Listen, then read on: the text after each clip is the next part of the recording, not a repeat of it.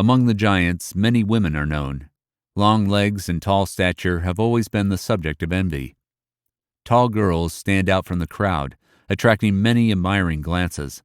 However, such impressive beauty has a downside. 24-year-old Brazilian model Elisane da Cruz Silva has officially been recognized as the tallest teenager in the world. As a result of health problems, she is 206 centimeters tall. The fact is that from the age of 10, due to a pituitary tumor, she developed gigantism, and Elisane quickly outstripped all her peers in height. Although the disease did not affect her face, and the girl is very beautiful, she was teased at school. Passers-by poked fingers at her on the street. Because of such increased attention and ridicule, the girl often got depressed and suffered greatly. But fortunately, her suffering did not last long.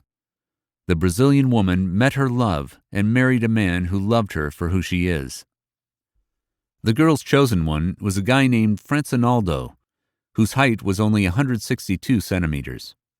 At the beginning of their relationship, friends made fun of Francinaldo, asking him how he hugged his young wife.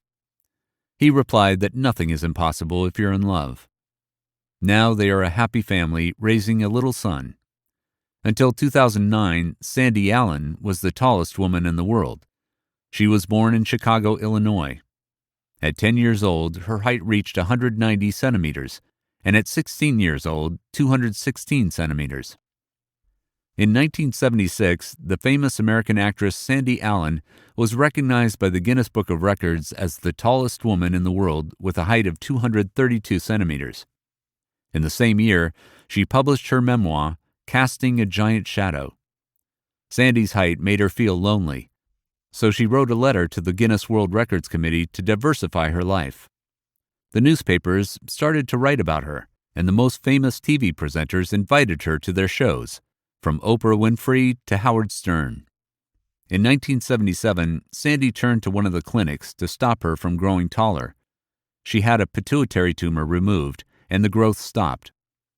In 1975, Federico Fellini suggested her to star in his movie Casanova. However, the consequences of gigantism led to atrophy of the muscles of the legs, impaired blood circulation, and general weakness. She moved around in a wheelchair, never married, and spent the last years of her life in a rest home in Shelbyville, Indiana. She died on August 13, 2008, at a nursing home in Shelbyville, Indiana. Here is the story of another giant. Eighth wonder of the world, Eiffel Tower, giant machine, Monster Rusimov. This person had a lot of names. He could hardly be unnoticed. No one dared to mess with him. Throughout his entire life, he was courageous, ambitious, and assertive. Meet Andre the Giant. The height of this man was 224 centimeters, weight 240 kilograms. The real name of Andre the Giant is Andre René Rusimov. He was born in 1946 in Grenoble, France. Andre the Giant was known as a French professional wrestler and actor. His tall stature was the result of acromegaly. Andre's profession was his inevitable choice, professional wrestling.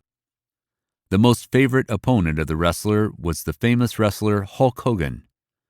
His sports achievements and bright appearance led Andre to the cinema. He starred in several films: Conan the Destroyer, The Princess Bride, and Mom's Changing. Andre died on January 27, 1993 in Paris. The cause of death was cardiac arrest. There are people who were struck by acromegaly as late as in adulthood, and it did not really affect their height and proportions. However, standard height does not mean the absence of health problems. Maria was 25 years old. 3 years before, her son Michael had been born. Pregnancy and childbirth went well, and the new mother plunged into everyday chores. In a pleasant bustle, Maria did not pay attention to the fact that the menstrual cycle first recovered, but then disappeared. This happened after childbirth, she thought. A year passed, and the woman began to suffer from headaches. Only when they became unbearable, she went to the doctor. It took a long time for specialists in various fields to diagnose her. For example, she was treated for maxillary sinusitis. Eventually, it turned out that the young mother had a large and aggressive tumor in her head and also suffered from a rare disease called acromegaly. The disease causes the hands and feet to enlarge and the facial features, the brow, cheekbones, and soft tissue, to become coarser. Despite the terrible diagnosis, Maria did not give up and intends to recover completely, although this is not easy. She told us her story. After a year, she had frequent headaches, mostly on the right side.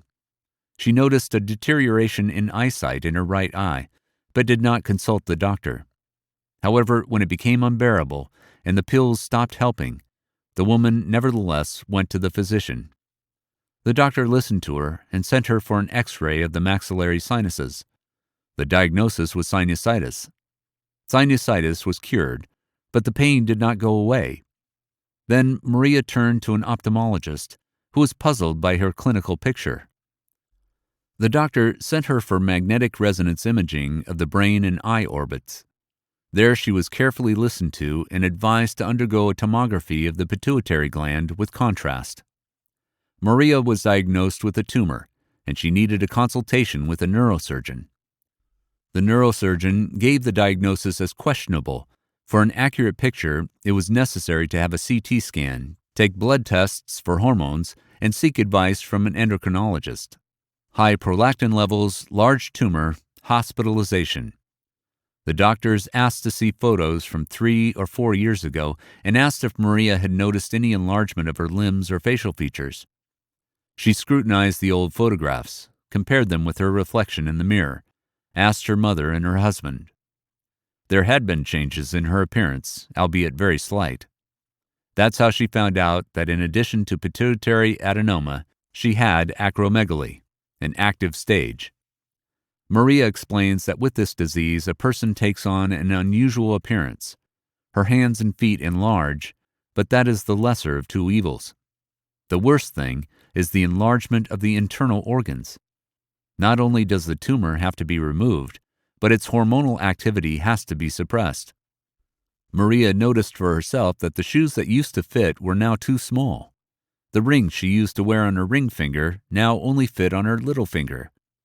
The rapid fatigue was also alarming. The husband complained that the young mother was snoring heavily at night.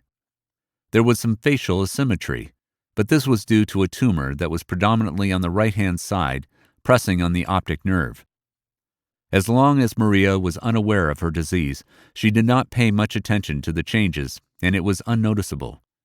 For the acromegaly to go into remission, the pituitary adenoma had to be treated. They started to prepare her for surgery. Through research, the doctors discovered that the tumor was releasing growth hormones into her body, which was the reason why she developed acromegaly. Although Maria had a huge aggressive tumor, there were no major changes in her appearance. Another patient Maria met at the clinic had a small tumor, but her facial features were greatly altered. The neurosurgeon who operated on the young mother also said that she did not look like an acromegaly patient. Although the disease is now in an active stage, Maria has already had 2 surgeries and removed the entire tumor from her brain. Maria says that she lives a normal life and does not deny herself anything.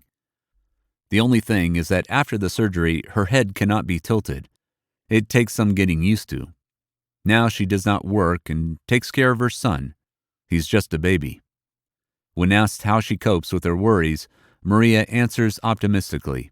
She believes that everything depends on the mood, including the possibility of a full recovery.